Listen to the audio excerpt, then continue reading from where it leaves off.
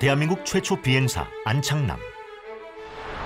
조선인 최초로 경성 하늘을 날았던 안창남의 비행기 금강호. 100년 후 한국경 최초 초음속 전투기로 KF-21이 초도 비행에 성공했습니다. 1978년 대한민국 최초 미사일 백곰이 발사되고 40여 년이 지나 한국형 미사일 요격 체계 천궁2가 양산 출하됐습니다. 평화를 유지하기 위해서는 강력한 국방력이 뒷받침되어야 평화가 유지되는 것입니다. K방산 수출 또 우리 국방력 증강이 우리 평화를 보장해주고 우리 국가 경쟁력을 키우는 것이라고 생각됩니다. 강력한 국방력으로 다져진 대한민국 안보. K방산은 이제 세계로 뻗어나가고 있습니다. 또한 방위산업은 한국 경제 성장을 도왔습니다. 달라진 방위산업의 위상과 그 사람들의 이야기 지금 시작합니다. 대한민국 공군 특수비행팀 블랙 이글스. 블랙 이글스는 하늘로 솟구치는 수직 원형 비행인 루프 기동을 선보이며 여러분께 첫 인사를 드리고 있습니다. 하늘 위의 외교관으로 불리는 블랙 이글스. 대한민국의 태극이 완성되어 가고 있습니다. 큰 박수 부탁드립니다. 이곳은 필리핀 클라크 공군 기지입니다. 필리핀 공군은 물론 필리핀 시민들도 뭔가를 기다리는 눈치입니다. Black Eagles, yes. We're waiting for the air show. I know the Korean airspace is very popular in the world and the ASEAN. 한국 필리핀 수교 75주년 기념식이 필리핀 클라크 공군 기지에서 거행됐습니다. 이날 기념식에는 필리핀 국방부 장관을 비롯한 고위급 관계자들도 참석했습니다. 그리고 의미 있는 초대도 있었다고 하는데요. My father is a Korean War veteran from the 20th Battalion Combat Team, the 2nd Battalion team that went to Korea.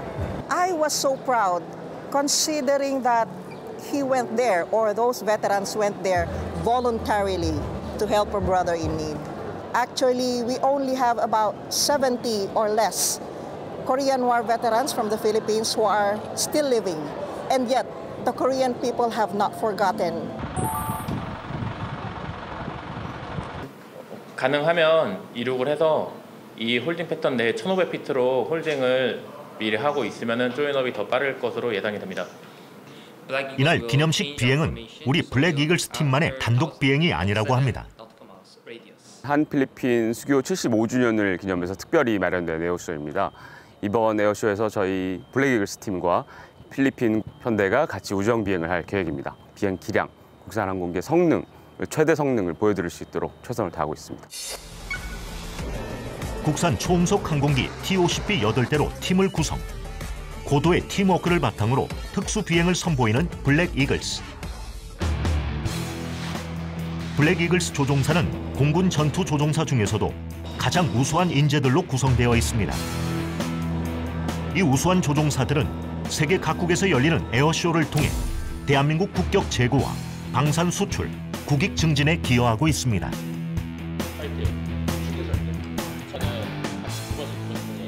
대한민국의 이름을 걸고 거행되는 행사인 만큼 철저한 준비가 필요합니다.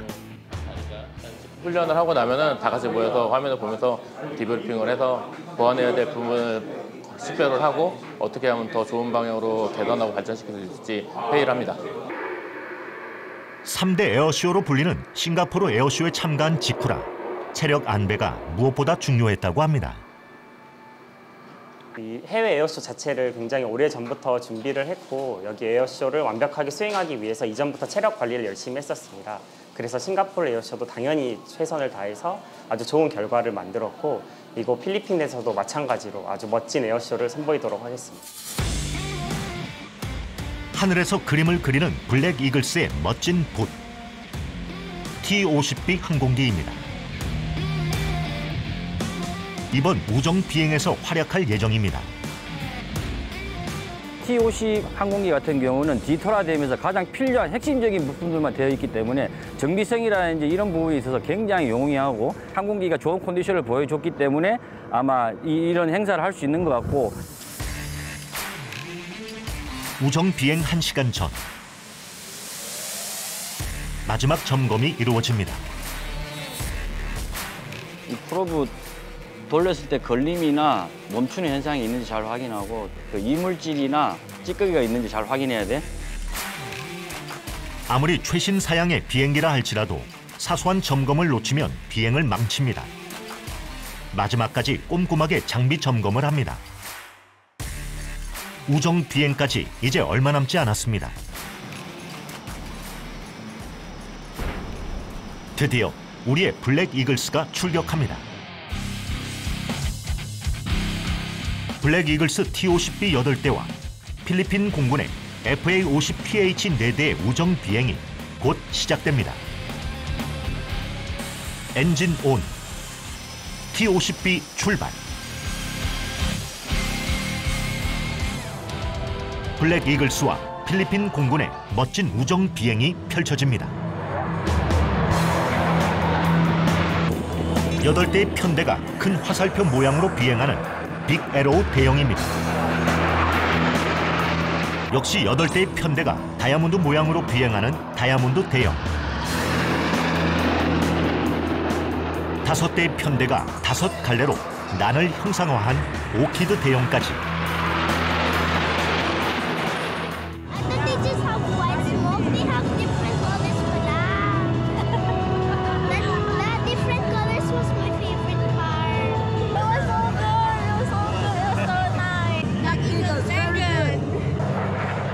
이런 에어쇼를 더욱 빛나게 해주는 사람이 있습니다.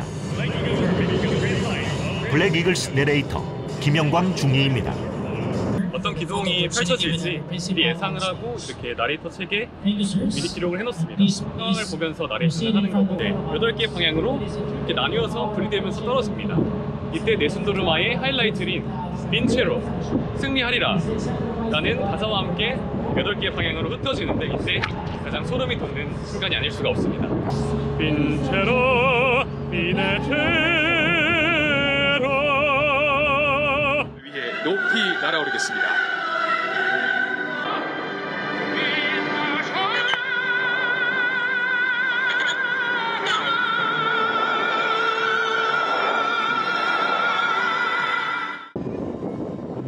블랙 이글스와 필리핀 공군의 우정 비행이 끝나고 양국 국방의 협력이 다져지는 순간입니다. FA-50 is the first in the Philippine inventory for a digital fly-by-wire aircraft. It is capable of doing multiple missions, both air-to-air and air-to-surface, and as well as doing reconnaissance for the Philippine Air Force and the Armed Forces of the Philippines. 바로 블랙 스탬플로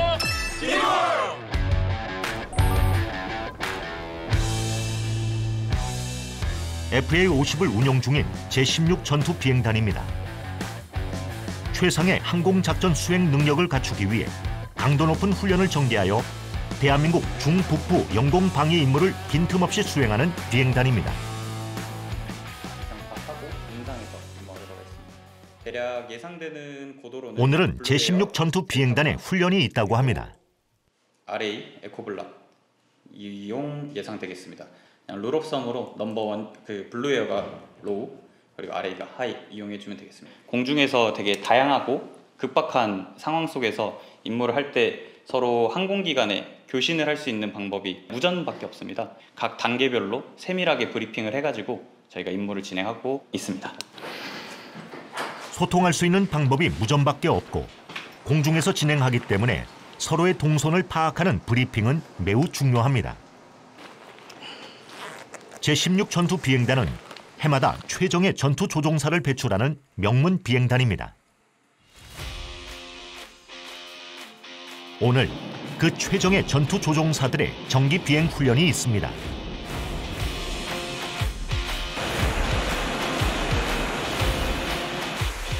제16 전투 비행단이 운용할 전투기는 바로 FA-50입니다.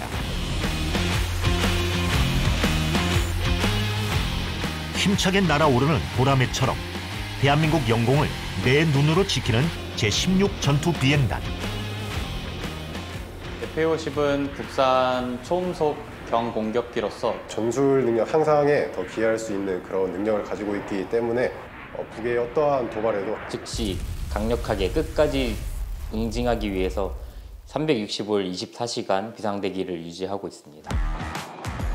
365일 대한민국 영공 안보를 책임지는 제16 전투 비행단입니다. 필승!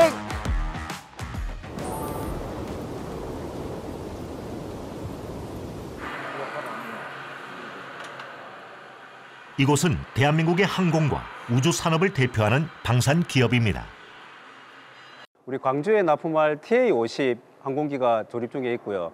인도네시아가 16대 납품이 되었는데 6대 추가 생산을 하고 있습니다. 그리고 태국도 12대가 납품이 되었고 지금 2대 추가 생산 중에 있습니다. 이 기업의 또 하나의 주력은 회전 2기, 즉 헬기입니다. 헬기의 이름은 수리온. 독수리를 뜻하는 수리와 백을 뜻하는 우리 고유어 온의 합성어입니다. 수리온은 다양한 분야에서 활용되고 있어 파생 모델이 많습니다. 2012년부터 육군에 실전 배치됐고 이후 해경 헬기와 상륙 기동 헬기, 산림용, 의료용 등 다양한 파생 모델이 생산됐습니다. 경찰, 해경, 그리고 산림청, 파생형과 관련된 생산 라인을 오더에 따라서 유기적으로 변동시킬 수 있도록 그렇게 생산 라인이 갖춰져 있습니다. 그래서 하나의 생산 라인에 여러 기종을 홀류 생산할 수 있도록 그렇게 구성이 되어 있습니다. 수리온은 최근 이라크 군 고위급 관계자들의 관심을 받았다고 하는데요. 앞으로 좋은 소식이 있을 것을 기대하겠습니다. 예, 지금 보시는 LAH는 20mm 건과 그다음에 좌우측에 2.75인치 라켓과 AGM 미사일을 장착할 수 있습니다. 거기에 더불어서 타즈 장비는 깜깜한 밤에도 좌표를 획득할 수 있는 그러한 EOIR 시스템을 갖추고 있습니다. 지난 2022년 캐나다에서 열린 소형 무장 헬기 저온 비행 시험. 영하 32도씨의 극한 환경에서도 안정적으로 기동할 수 있음을 입증하는 테스트였습니다. 소형 무장 헬기 LAH는 예측 불가능한 자연 환경에서 165가지나 되는 세밀한 테스트를 받았는데요. 테스트 결과 모두 통과했다고 합니다. 안녕하세요. 네, 여기는 모델링 앤 시뮬레이션 MNS 연구실이라고 만들고 있는 고정익기 그리고 회전익기의 시뮬레이터 훈련을 할 수 있는 장비들을 연구 개발하고 있는 곳입니다. 비행 시뮬레이션을 할 수 있는 곳. 제작진이 직접 체험해봤습니다. 이전에 비행이나 아니면 시뮬레이션 경력 있으신가요? 없습니다. 이쪽 여기서 보시고 동그라미에 요 비행기처럼 날개 표시가 뭔가 나와 있는 이 표시가 실제 내가 가는 방향을 가리키는 게 되겠습니다. 360도 회전하는 시뮬레이터 화면. 보는 사람도 긴장하게 만듭니다. 제가 지금 손을 놓을 테니까 한번 이번엔 직접 날아보시겠어요? 네. 산 너무 높이 올라가면 레이더에 확 걸려버리니까 한번 산을 능선만 싹싹 스치듯이 한번 날아보세요. 다시. 그래서 아이고. 처음 하신 거니까요. 무장에서부터 항공기 비행에 사용하는 모든 인터페이스와 조종 시스템을 그대로 재현하고 있습니다. 그 성능에 대한 만족감과 그리고 그걸 통해서 평가에 대한 긍정적인 호의적인 반응을 얻을 수 있었습니다. 조종석 및 화면을 실제 항공기와 유사하게 구현한 시뮬레이터. 실제 해외 구매자들이 시뮬레이터를 체험 후 구입에 긍정적인 신호를 보내기도 했다고 합니다. 기업에서 심혈을 기울여 개발한 또 다른 전투기가 있습니다. 국내 기술로 만든 전투기로 초음속 비행도 성공적으로 마쳤습니다. KF-21이 시장에 나올 시점에는 경쟁 기종들이 다 아마 시장에서 사라질 가능성이 많습니다. 왜냐하면 경쟁 기종들은 벌써 나온 지가 30년에서 50년 된 오랜 아주 올드 버전이기 때문에 10년 또는 15년 후에는 아마 경쟁 기종이 없는 동무대 시장이 될 수도 있다고 생각을 합니다. 지난 2023년에 서울에서 열린 서울 아덱스. 아덱스 에어쇼에서 4.5세대급 첨단 전투기 KF-21이 서울 상공을 날았습니다.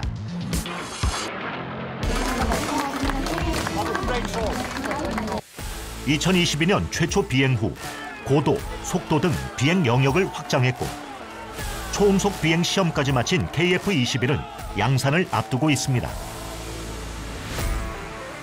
앞으로 KF-21은 2028년까지 40대를 생산하고 2032년까지 120대를 실전 배치해 노후화된 전투기를 대체하여 명실상부 공군 주력 전투기로 자리매김할 계획이라고 합니다.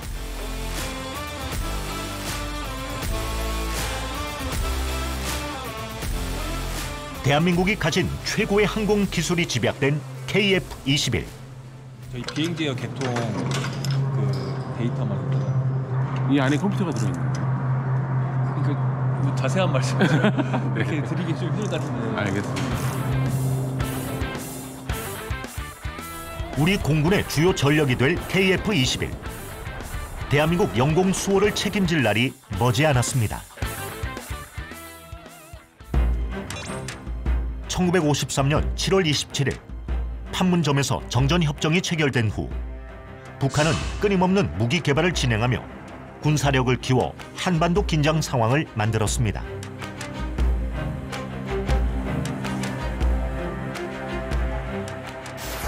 대한민국은 1960년대 후반이 되어서야 본격적인 방위산업 육성을 시작했습니다. 1970년 국방과학연구소 창립 당시에는 한국 산업 경제라든가 일반 방산 경제가 초라하기로 말할 수 없었습니다. 그렇기 때문에 그때 당시에는 국방과학연구소가 기술 개발이나 무기 개발을 주도하고 우리 방산업체들은 생산을 담당하는 수준이었습니다. 이후 정부는 현역군 무장에 필요한 무기 개발을 지시했습니다. 방위산업 규모가 확장되면서 중화공업 육성의 필요성이 대두된 시기입니다.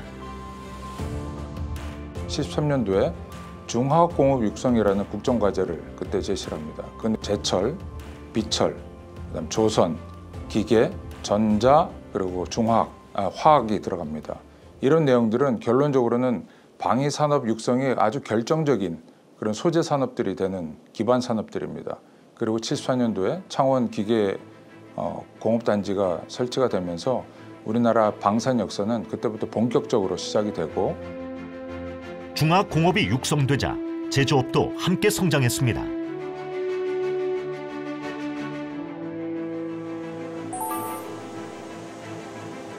거대한 방산 시장의 근간이 되는 기초사업, 제조업입니다.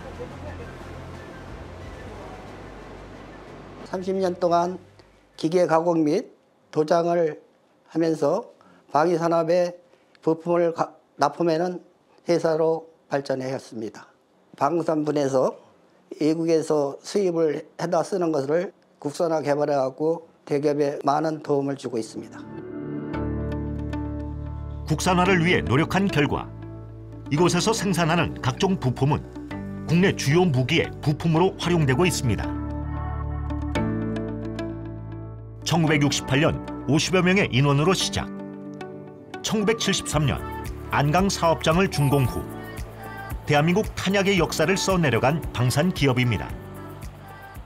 1969년 정부의 경제공업화 5대 핵심 업체로 지정된 후 탄약을 생산하는 최초의 민간 방산업체가 되었다고 하는데요.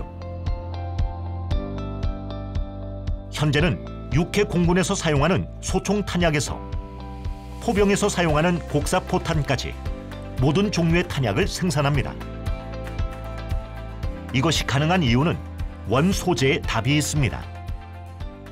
탄약의 원 소재인 구리 소재에서부터 추진화약, 신관, 뇌관과 같은 탄약의 핵심 부품들을 직접 생산하고 있습니다. 즉 일관 생산 체제로 운영이 되고 있는 종합 탄약 공장이라고 말씀드릴 수가 있겠는데요. 이 부분은 전 세계적으로도 굉장히 찾아보기 어려운 유일한 케이스의 탄약 공장이라고 말씀드릴 수 있습니다. 약 95% 국산화율을 자랑하는 이 기업은 탄약의 개발부터 생산, 공급까지 원스톱 시스템을 구축한 공장을 갖추고 있어 어떠한 순간에도 탄약 공급이 수월합니다. 우리 육군의 전략 무기 K9 자주포에 사용되는 곡사포탄을 생산하는 라인입니다. 이곳에서 생산하는 곡사포탄은 높은 수준의 사거리 연장 기술을 가지고 있다고 합니다. K9 자주포 등에 사용되는 155mm 곡사포탄의 탄체를 열간 단조 공정을 하고 후속 공정으로 제품을 인계하는 일을 하고 있습니다. 탄약은 고위력, 즉 더 멀리, 더 정확히 목표물을 타격하는 기술이 뛰어나야 합니다. 기업은 고위력 향상에 집중하여 전차 탄약 및 유도무기 탄두 분야에서 높은 관통력 기술을 확보했다고 합니다. 총탄과 포탄은 다른 의미라고 합니다. 총탄과 포탄을 구분짓는 기준은 무엇일까요? 20mm 탄약부터 포탄으로 구분되는 이유는 소총탄이나 권총탄 같이 목표물을 타격하는 기능뿐만 아니라 목표물의 타격 시 폭발하는 기능이 추가된 탄약이기 때문입니다. 타격 기능은 물론 폭발의 유무, 탄약의 크기, 발사 방식에 따라 총탄과 포탄으로 구분됩니다. 포탄은 이제 3가지 정도로 뽑는다면 첫 번째는 사거리가 되겠고요. 둘째는 이제 그 정확도라고 판단합니다. 세 번째는 이제 살상 위력이라고 판단합니다. 155mm 사거리 연장탄은 탄의 구조가 복잡하기 때문에 개발 착수부터 완료까지 약 10년이 걸렸다고 합니다. 155mm 사거리 연장탄은 항력 감소 장치와 로켓 추진 장치를 동시에 적용하여 사거리를 기존 40km에서 최대 60km까지 50% 증가시켰습니다. 사거리 증대로 폭넓은 작전 운용이 가능할 것이라고 합니다. 이제 우크라이나 러시아전 같은 경우에는 탄약을 투하할 때 일반 기존 탄약을 신관이나 안전장치를 다 제거한 상태에서 적용해서 투하를 하는 상황입니다. 이거는 뭐냐면 아군이 운영하는 내 자신이 죽을 수도 있다는 의미입니다. 그런 체계부터 투하 장치, 탄약까지 드론에서 할 수 있도록 개발한 게 첫 번째이고요. 우크라이나 전쟁에서 보듯이 미래의 전투 양상은 드론전이 될 것으로 예상됩니다. 기존의 정찰 드론에서 진화한 공격형 드론을 실제 전쟁에서 사용하는데 이때 아군의 피해가 갈 수 있는 상황을 피하고자 탄약 투하 공격형 소형 드론을 연구 개발 중에 있습니다.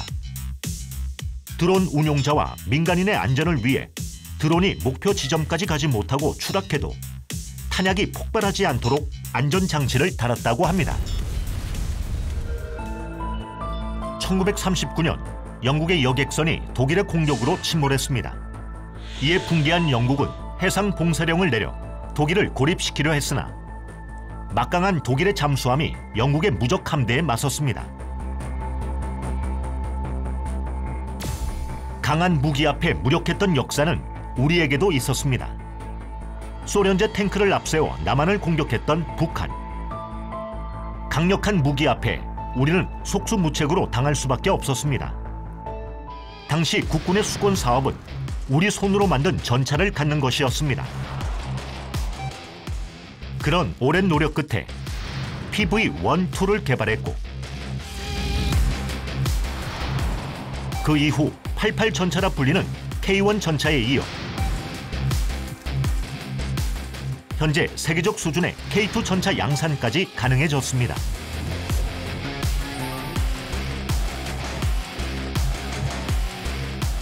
지상군의 핵심 장비인 기갑 차량을 생산하는 방산 기업입니다.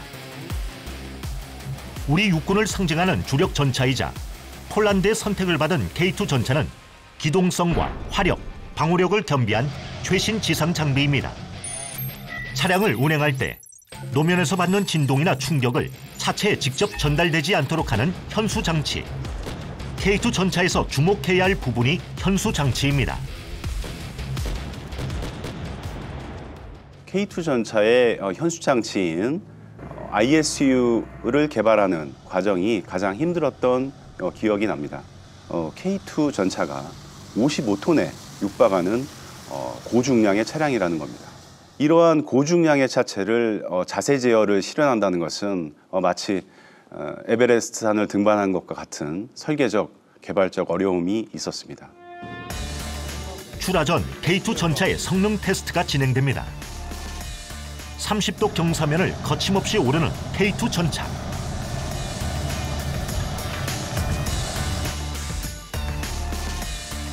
다음은 도화 테스트.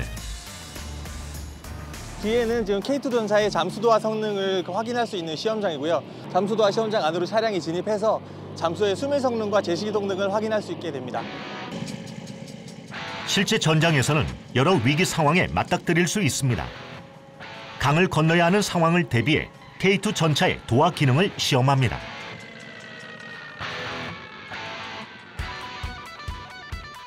저희는 4.1m의 수심에서 30분 동안 성능을 유지하는 것을 확인하고 있습니다.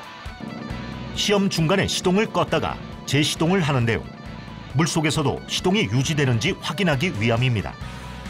전술적으로 필요한 지형을 돌파하기 위해서 그 외부의 도움 없이 30분 동안 그 지정된 지형을 돌파하고 그리고 이제 단독으로 전투를 수행할 수 있는 성능을 가지고 있는지를 확인하기 위함입니다. 다음은 특수한 목적으로 개발된 차량입니다. 이 차량은 차륜형 지휘소용 차량입니다. 기존의 K808과 동일한 동력 계통을 활용하여서 야직 이동 및 수상 추진이 가능하고 전투부대와 같이 이동하며 실시간으로 지휘가 가능합니다. 차륜형 지휘소용 차량은 기존 차륜형 장갑차와 같은 성능을 가지고 있어 어떠한 전장에서도 이동이 수월합니다. 이동하는 컨트롤 타워인 이 차량은 지휘관 및 참모가 탑승해 이동 중 실시간으로 전투 지휘 임무를 수행할 수 있습니다. 급박한 전시 상황에 최적화된 차량이라고 할 수 있죠. 단순한 회의뿐만 아니고 저희가 전투 지휘 통제 체계라는 그런 전투 장비를 이용해서 실시간으로 전장의 정보를 수집하고 거기다 분석을 해서 또 바로 즉시 즉각적으로 지휘를 할 수 있도록 하였습니다. 6.25 전쟁을 통해 전차의 중요성을 깨닫고 전차 개발에 몰두한 지 50여 년이 지났습니다. 그동안 대한민국을 누빈 전차는 개발과 성장을 반복하며 눈부신 성과를 이루어냈습니다.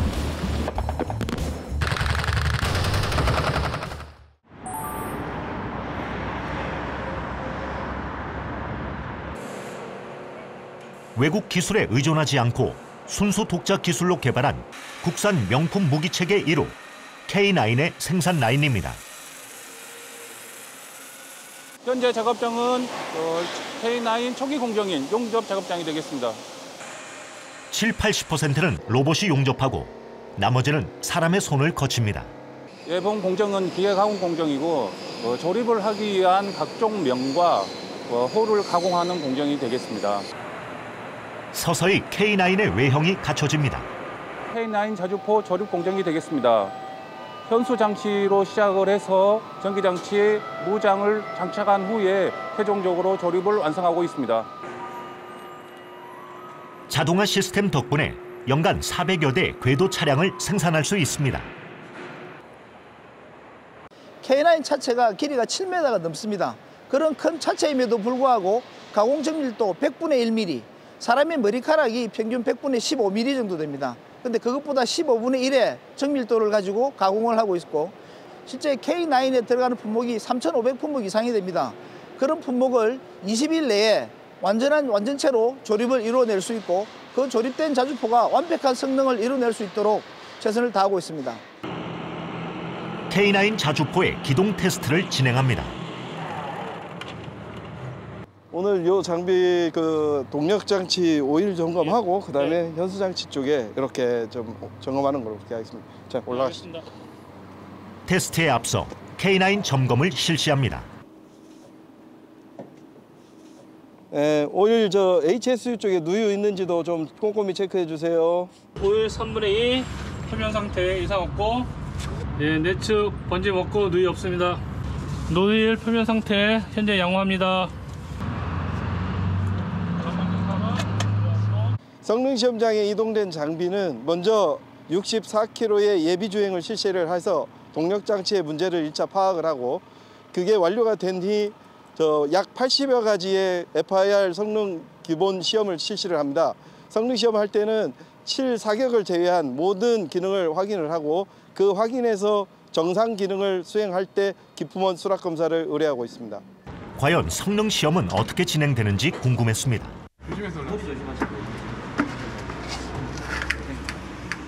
제작진이 직접 K9 자주포에 탑승했습니다. 발 짚고 올라서실 거예요. 아, 일어서야 돼요? 네, 발이 여기에. 갈 때는 좀 저속으로 가다가 주행로가 좀 확인되고 나시면 올 때는 최고 속도로 달려서 확인 좀 하도록 하겠습니다. 알겠습니다.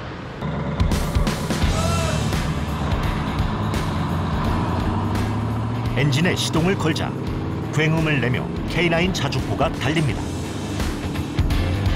1.6km 길이의 테스트장 트랙을 시속 50km로 달리는 K9 자주포의 코너링은 자동차 못지 않았습니다.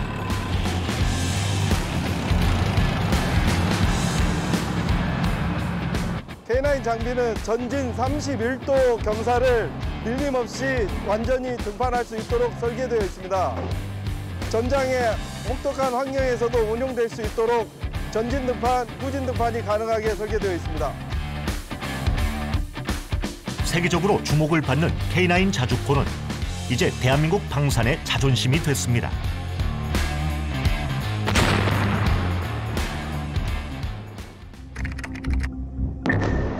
(2023년 10월 7일) 팔레스타인 무장단체 하마스가 이스라엘을 기습 공격해 전 세계를 놀라게 했습니다. 이스라엘은 즉각 반격에 나섰고 지상전을 개시했습니다.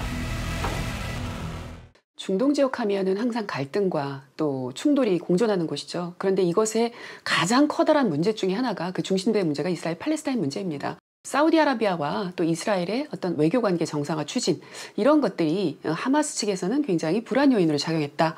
이런 것으로 하마스 사태가 발생했다고 말씀드릴 수 있겠습니다. 우크라이나 러시아전에 이어 이스라엘과 하마스의 전쟁까지 세계는 극심한 불안에 휩싸이게 되었고 곳곳에서 전쟁에 반대하거나 찬성하는 시위가 벌어졌습니다.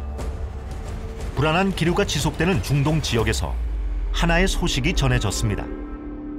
GCC라는 그 협의체는요, 걸프 협력 협의체인데요. 1981년에 처음에는 군사 안보 협력체로 그 아라비아 반도에 있는 6개, 사우디아라비아, 쿠웨이트, 카타르, 바레인, 오만, 그리고 UAE, 아랍에미리트 이렇게 6개 국가가 함께 힘을 합쳐서 만든 것인데요. 그런데 최근에 GCC와 우리 한국이 2008년 이후서부터 이 FTA 협력을 시작해서 거의 10년이 넘게 걸려서 이 드디어 GCC와 한국이 FTA 협력 체결을 했습니다. 거기 뭐 바이오 경제, 스마트팜, 그리고 여러 가지 첨단 산업, 거기 무기도 있습니다.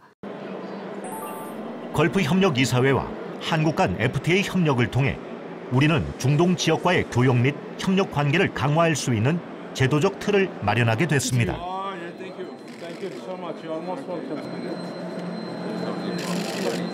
매년 한 150억 분 이상 방산 수출 성과를 보이고 있는데요. 향후 무기 체계와 수출 대상국을 다변화해서 2027년까지 세계 4위의 방산 수출 대국으로 자리매김하기 노력하고 있습니다. 이번 세계 방산 전시회에서 한국과 사우디아라비아 국방장관 회담을 계기로 국내 방산 기업과 사우디아라비아의 수출 계약이 체결됐고 K방산 역사에 새로운 이정표가 세워졌습니다.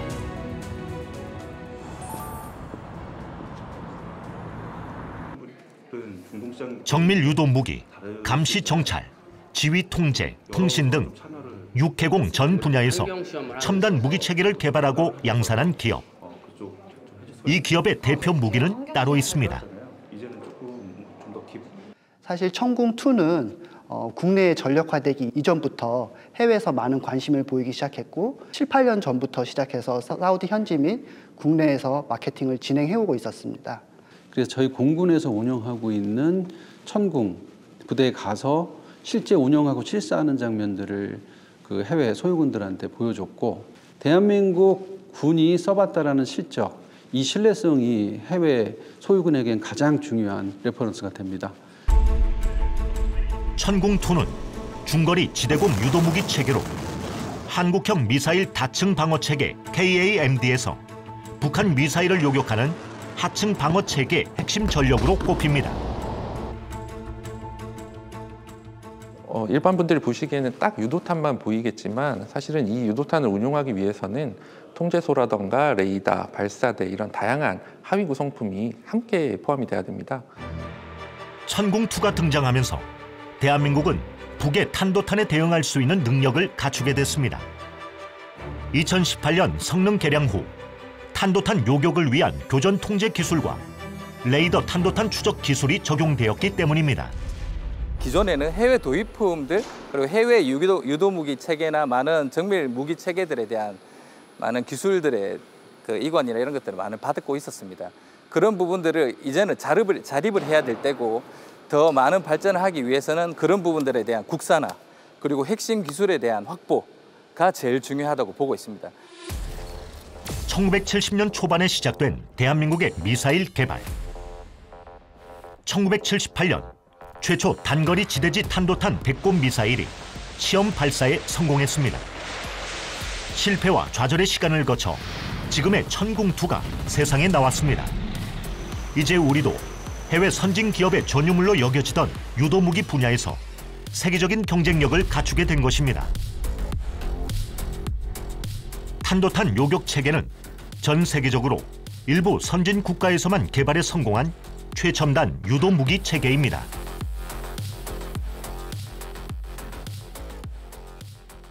이 유도탄 점검이 끝나면 저희가 이 유도탄을 장입탄에 장입을 해서 이제 똑같은 장입탄 성능을 점검하여서 그 다음에 이제 각 포대로 납품하게 되어 있습니다.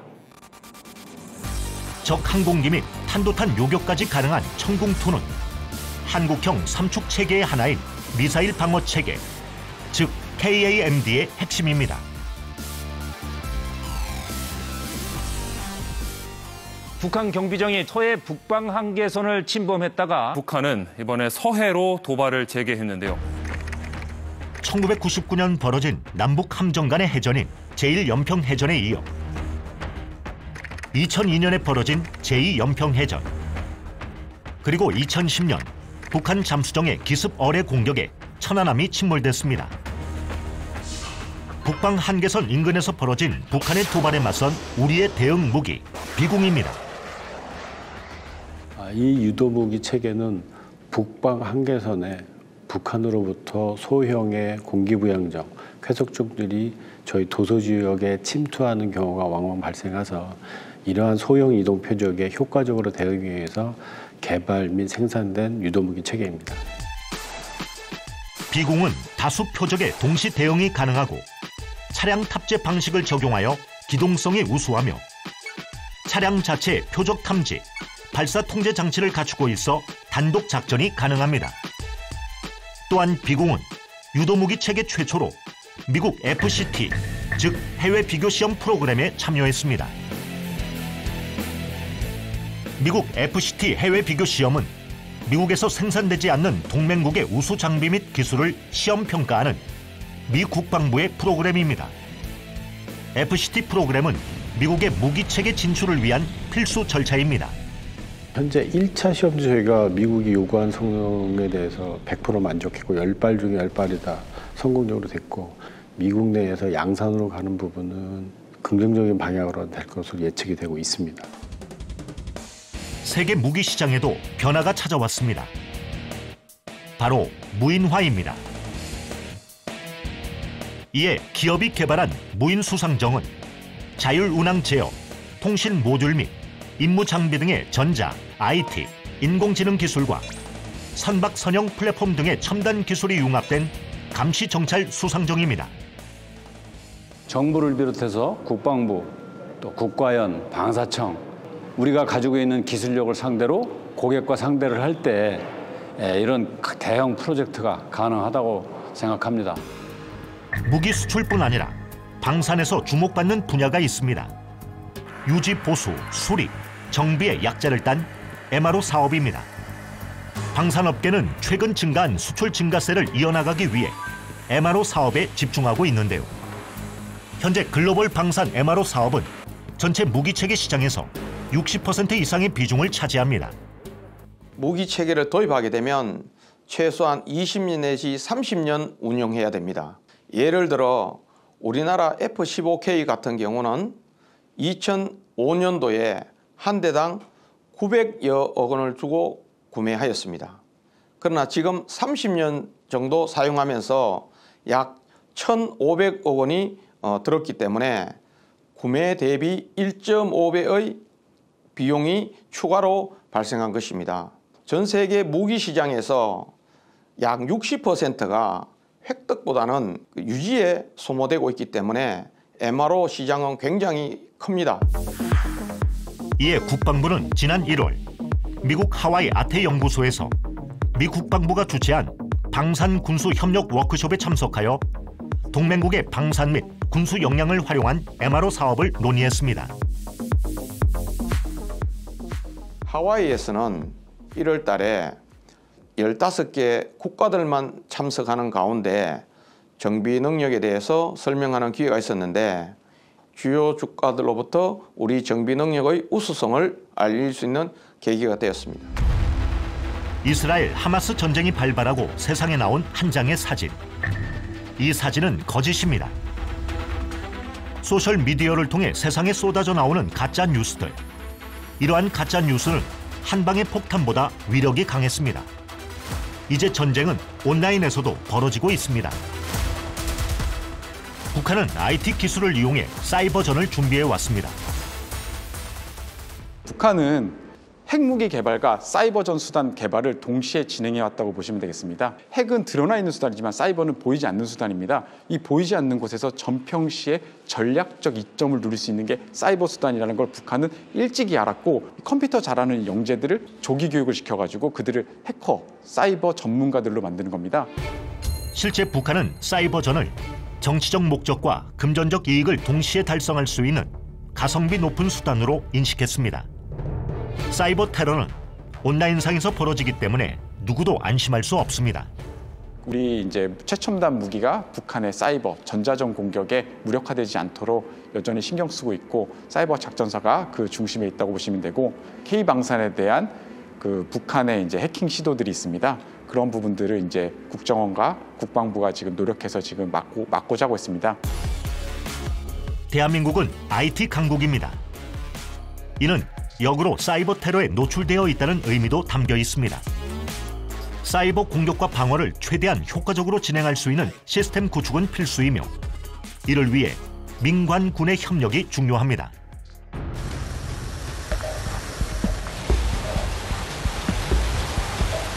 북한은 2023년 군용 정찰 위성 만리경 1호를 우주 공간에 쏘아 올렸습니다.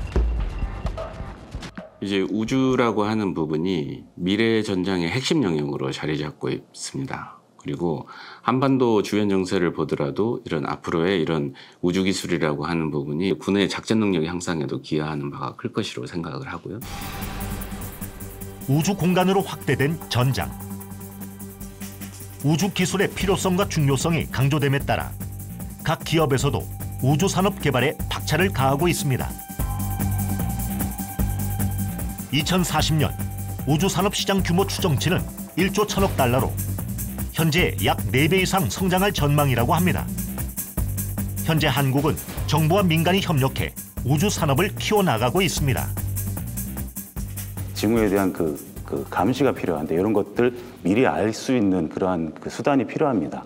이런 것들을 하기 위해서 이 레이더 기술을 위성에 올려서 그 우주 환경에서 보다 더 빨리 확인하고자 하는 그런 기술도 필요하고요. 그래서 이제 실질적으로 미리 확인하는 그러한 우주용 레이더 그리고 지상에서 쓰는 그 탐지 추적하는 레이더 이런 것들이 있다고 볼 수 있습니다. 북한의 끊임없는 미사일 도발. 이러한 도발은 국내는 물론 세계를 불안하게 합니다. 이 같은 북한의 미사일에 대비하기 위해 우리 군은 킬체인 능력을 강화시켰습니다. 킬체인 시스템엔 위성과 레이더가 필수입니다.